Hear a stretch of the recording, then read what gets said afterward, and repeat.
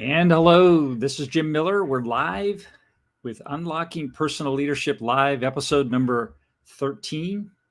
And as if you've been following, Lisa and I are just starting a 6-day fast. That's 144 hours, and we're 66 hours into that 144-hour fast. So I guess we're well into it. It's been almost 3 days. We're coming up on the 72-hour mark, and I'm feeling great.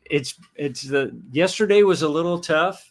I didn't do a live yesterday. I took a nap instead, but I'm feeling much better. And I want to share the numbers that I've been taking. I've been taking my glucose and ketone numbers, and I've 3 times each day, once in the morning when I wake up, once in the afternoon, and once in the evening. And I've got numbers from Friday and Saturday, and then one from this morning. And I'm going to take one while we're here on the show today so we can see exactly where I'm at. And I'm going to put those together in a spreadsheet. We'll do that on another show. But I wanted to just show you give you an update, let you know that we're fine. We're working through it. It's been a couple of little rough patches, but other than that, just drinking tea, relaxing, and kind of enjoying the experience. My body I can feel it clearing out. I'm already losing some weight, and it feels good. So so I wanted to take a little bit of time and do a reading here. So I've got my meter right here, and I'm going to do this finger today. I pick a different finger every time because I'm putting a little bit of just put a prick in there with a little needle, and it draws a teeny bit of blood, and that gives me a reading. Depending on which strip I'm using, I use this little tab goes into the machine, and it lights up, and it gives me a number, and this one does my ketones. So this is the purple one. You can see that color. That purple one gives me the ketones. So I've cleaned off my finger with an alcohol swab, and I just wipe it clean with a clean cotton ball. Then I take my little needle and pop that, and it punctures my skin, and you can see just a teeny bit of blood there. So I wipe that first bit off so that make sure I get a nice clean sample. And then I'll take this, you can see, I'll take it and just pulls a little bit of blood into that machine, and you can see it starts going to work. I don't know, you probably can't see that, but there we go. It's working. And my ketone level is 3.3. So I want to make a note of that. So we're at 4:57 p.m. and my ketones are at 3.3. So I've taken a note of that, and then I'll do the next one I do is for glucose. So I'll put this little tab in, and it's white. You see the white, and it's measuring the glucose. And so I'll squeeze that more a little bit, and sometimes it works, sometimes it doesn't. There we go. Get a little more blood, and I'll just take that and pulls it in, and it's working. Probably can't see that. Yeah, there we go. So 79. My glucose is at 79.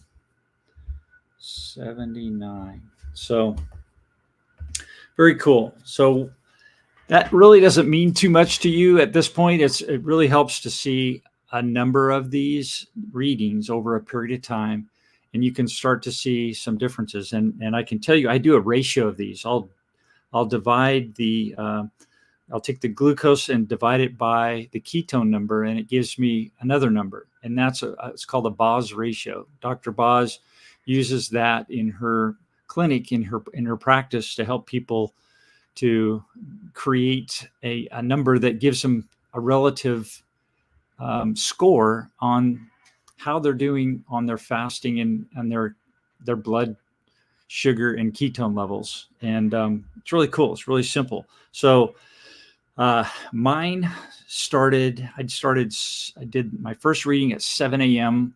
on Friday morning. I started the fast Thursday night at 10 p.m.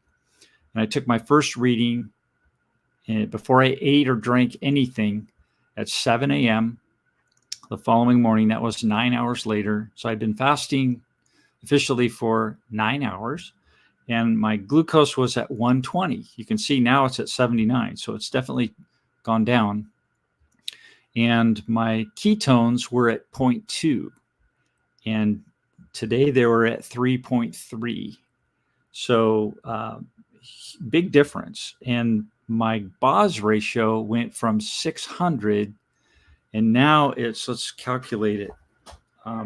So we take 79 and divide it by 3.3. So that's 23.9. So we've got 23.9.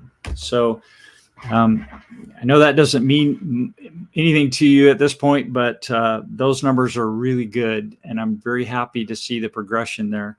So I'm pretty excited. This fast is going really well.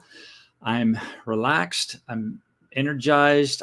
This morning I had my coffee. I had a little bit of MCT oil, had a tablespoon of coconut oil, a C8, C10 MCT oil, and then I also put some grass-fed butter. That's butter from grass-fed cows. I put that in my coffee. And what that does is that oil, the coconut oil, MCT oil, and the butter go into my system, don't interrupt my ketosis process, and go right through my liver, and don't go through the digestive process and get converted into energy for me. So it's a nice hack when I'm fasting. Don't feel the jitters, don't feel the anxiety that you would from a caffeine. You just get energy. It's pure energy. So from those oils, it's a great hack. And the hangries and the hypoglycemias haven't shown up at my door this time. So very happy. Let's see.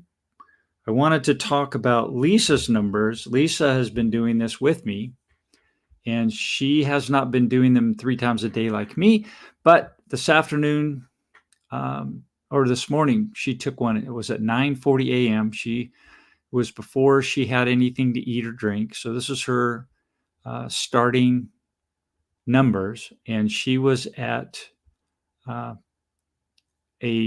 ketones were 4.8 and her glucose was 66. So she's already better than me. Her Boz number was 13.75, which is really low and amazing. So good on you, Lisa. You're doing an amazing job with your numbers, and super healthy you are. Probably because you're a ballerina, I'm thinking.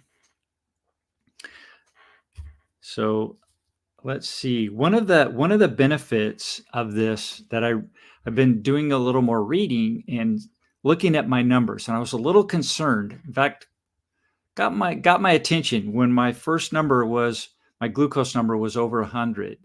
I'd been fasting for about 9 hours, and it came up at 120. And I want that number, that glucose number on the fasting.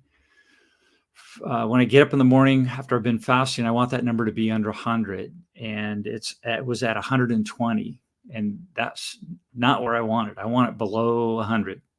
So I got my attention, and I started doing some research, and got to verify this, but I have a suspicion that I'm actually moved now into a phase where I'm considered what's called insulin resistant, and that's like a pre-diabetic, and that's not good. So if you're in insulin resistance for a long time, you may not know it unless you're doing these readings. That's why I'm kind of caught off guard. I haven't done these readings for a while, like several months, and so I may now have moved into a zone where I'm insulin resistant, and I can fix it, but it's going to take some effort. And I went back in and watched a bunch of YouTube videos from Dr. Boz and other people about Dr. Gundry about what insulin resistance is and how to fix that. And I've got a pretty good idea now what to do. And it's basic things that I really haven't been doing. Been doing a lot of the right stuff, but not everything. And the biggest thing, I think, is the exercise. I haven't been exercising enough. And what the protocol is to be at the base level of health, you want to exercise for at least 200 minutes a week. That's 40 hours or 40 minutes a day, 5 days a week. And you want to be at what's called zone 4 or zone 2 heart rate. Zone 2 heart rate for 200 minutes a week, 40 minutes a day. And that heart rate is about 50 to 65% of your max heart rate. So it's walking, it's doing something that's getting you exercise, you're moving, you're doing something, but it's not peak exercise, and it's sustained. So you at 50 to 65% of your heart rate. And for me, that's about 100 beats per minute, 100 to 110 beats per minute.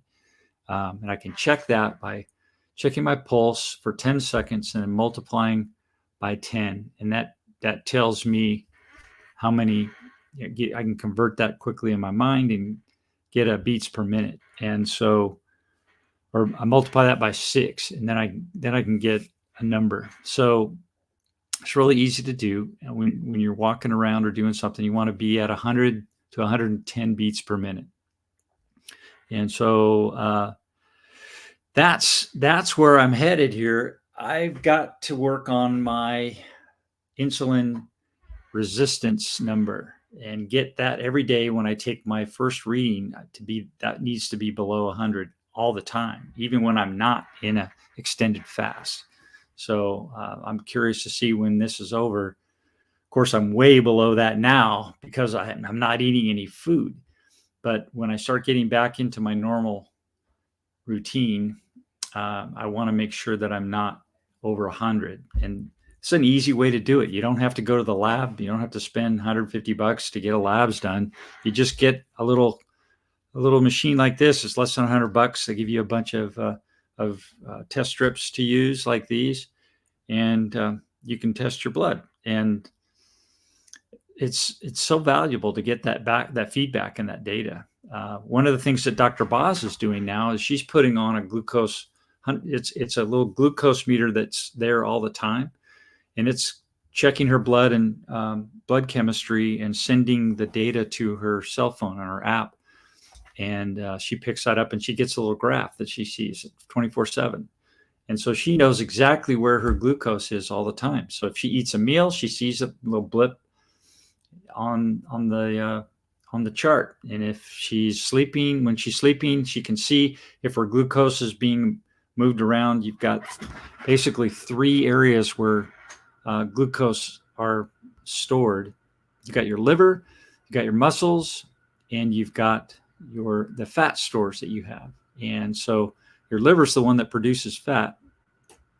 And then you want the insulin. The insulin's basically it's been, Dr. Gundry explains it like insulin is like a salesman that goes around to the cells and knocks on the cell door and asks if the cell needs any glucose. And the insulin doesn't get paid unless the cell takes glucose. And so it makes a little game out of it. And so if the insulin is not successful at having the cells take more glucose, then the glucose builds up in your bloodstream and your glucose numbers go high. And that's where you become insulin insensitive, or you or insulin resistant, and your cells aren't accepting glucose, so it builds up in the outside the cells and in your bloodstream in your body, and that can start causing problems. You can start getting all kinds of problems, from neuropathy to eye problems to ear problems to heart problems, internal organ problems start building. If you let that go for a long time, all of a sudden these issues start popping up, and you may not know it. You may not know what causes it, and you may go to the doctor and they'll go, "You look fine," but this insulin resistance issue is so easy now to figure out, because you can get these tests done at home. You do them yourself and get these numbers. So I'd encourage you to do that, to get yourself. It's called Fora 6 Connect. You go on Amazon and pick one up. They'll send it to you. You'll get it in 3 to 4 days, and you'll have it. And it takes a little AAA battery and a little manual that you can use to start using it, and it'll check your glucose and your ketones. And then what I did was plugged into Dr. Boz, drboz.com, boz.com, and she's got tons of stuff there that, references and resources you can use. There's a spreadsheet that I'm going to fill out. I'll show this to you probably tomorrow. And I'll have it filled out with all of my numbers, and we can go through those and see what exactly is going on with Jim and my numbers, and why I'm thinking I'm insulin resistant, and what, we can talk about what it is I need to do to fix that. So let me check and see what's going on with my Facebook, and maybe I'm live.